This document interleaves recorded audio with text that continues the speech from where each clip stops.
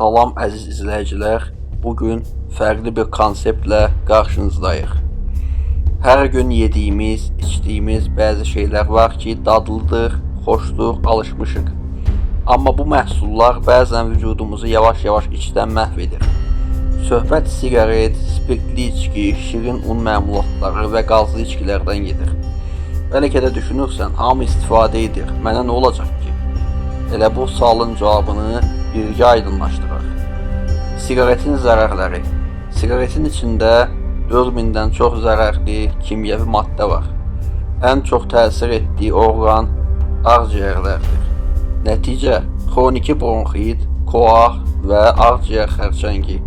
Amma iş bununla bitmir. Siqaret həm də ürəyi zəiflədir, damarları daraldır, beyni oksigen getməsini azaldır, üstəlik dəri tez qocalır, dırnaqlar, dişlər saralır, nəfəsin